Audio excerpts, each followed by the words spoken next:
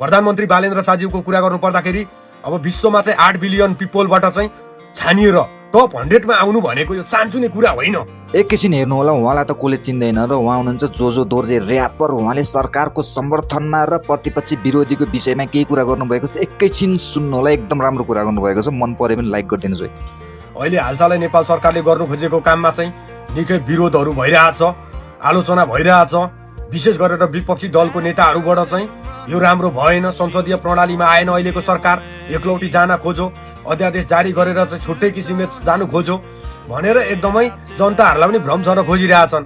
तपाईँहरूले पनि देखिरहनु भयो होला सरकारले गरेको काममा कुन चाहिँ माननीयहरूले सपोर्ट गरेको छ। माननीय महावीर पुन बाहेक अरू सबै दादै दादा आफ्नो भाग पाए सपोर्ट गर्ने, भाग नपाए सपोर्ट नगर्ने सब स्वार्थीवादहरू छन्। त्यो कारणले गर्दाखेरि त्यो संसदीय प्रणालीमा आयो भने कुरै मिल्दैन। यिनीहरूले अल्झाइ उल्झी गरेर अहिलेको सरकारलाई पनि काम गर्नु दिँदैन। जनताले बहुमत दिएर पठाएको हो, जसरी भए पनि अहिलेको सरकारलाई चाहिँ जिम्मेवारी छ, काम गर्नु छ। त्यो कारणले गर्दा चाहिँ दायाँ माया कुरा छैन। अध्यादेशबाट चाहिँ कानुन बनाउने, छिटोभन्दा छरितो रूपमा जनताहरूलाई सेवा सुविधा दिने, वर्षौंदेखि ड्याम परेको कामहरूलाई अगाडि बढाएर लैजाने भन्नेतिर चाहिँ अहिलेको नेपाल सरकार गइरहेको छ।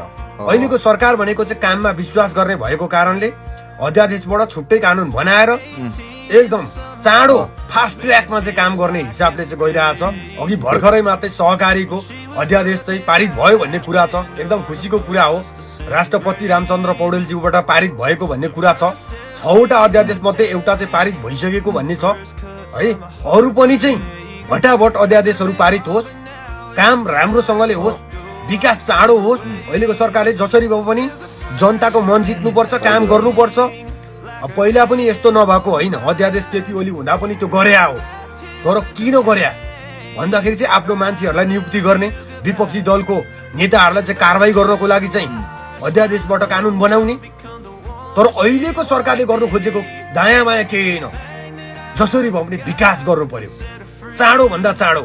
हामीले कोरिया जापान हेर्छौँ है, 15 वर्षमा 20 वर्षमा यत्रो ठुलो विकास भयो भनेर आज उदाहरणको रूपमा हामी चाहिँ भाषण गर्दै हिँड्छौँ। तर किन भयो हो, सबैभन्दा कुरा चाहिँ सिस्टम।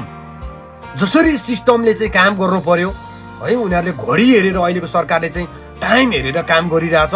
त्यो टाइम अनुसार चल्ने हो भने 5 वर्ष पनि लाग्दैन नेपाल विकास हुनलाई। हरेक नेपाली जनताले चाहिँ अहिलेको सरकारलाई सपोर्ट गर्नुपर्छ।